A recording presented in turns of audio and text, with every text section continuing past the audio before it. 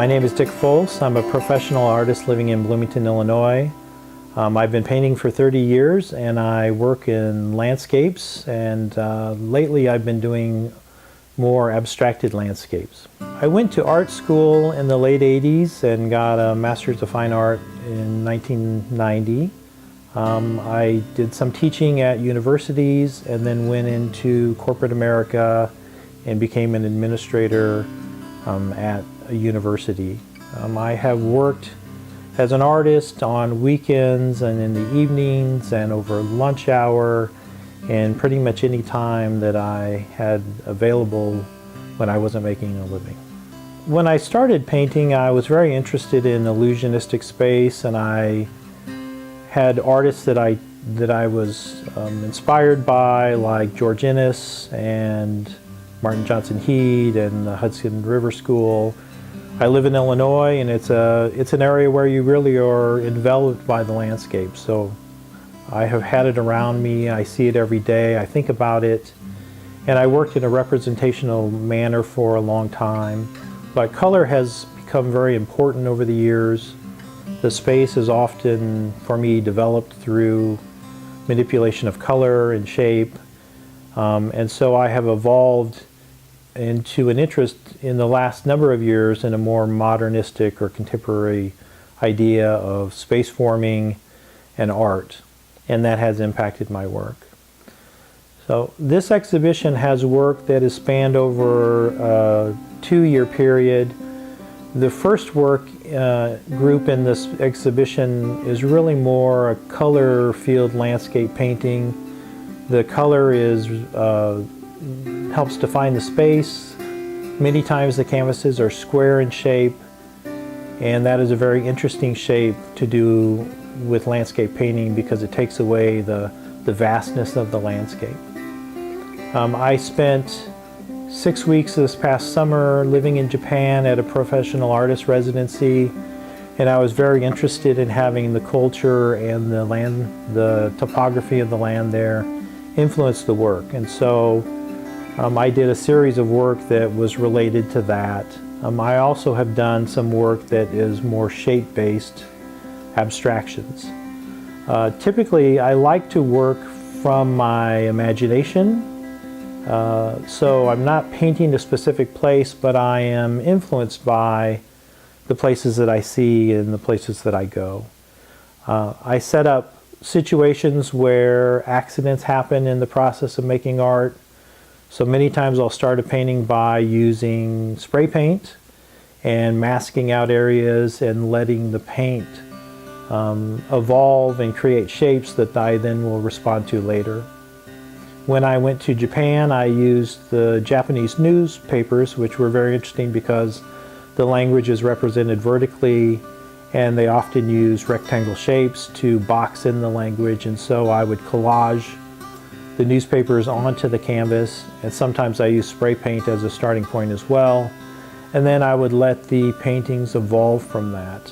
What I have discovered over the years is that paintings seem to have a mind of their own in terms of where they ultimately want to go.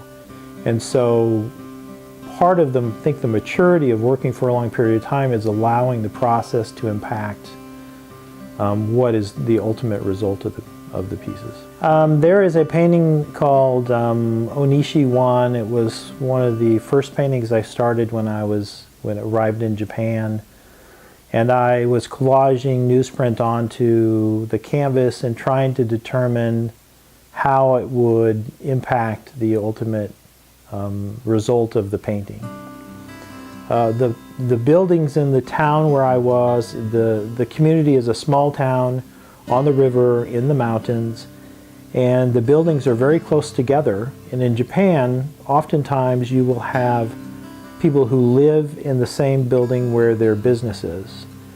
And so you'll see some really interesting scenarios. There'll be a scrapyard, and in the backyard of a very beautiful traditional Japanese home, and then of course the landscaping and the plants are the idea of grooming their yards with plants or with bonsai is everywhere. And so you have a very compressed sense of space because they're putting lots of different types of activities into one small area. Since it was in the mountains, you had a sense of moving up all the time, up the hill. And so I think when you look at the paintings that were done there, you get a sense that the space is moving up like you might consider a traditional Japanese Eastern style space forming. One of the things that I'm very cognizant of, having worked for a long period of time, is that influences come from many places. So when I started as an early artist, I was very interested in certain artwork when I went to an art museum. There were painters who inspired me and others that I was not very interested in and didn't really take the time to look at. It has been of interest to me to see how my tastes in art and my perceptions of what's occurring in art, in the art world, has changed over time.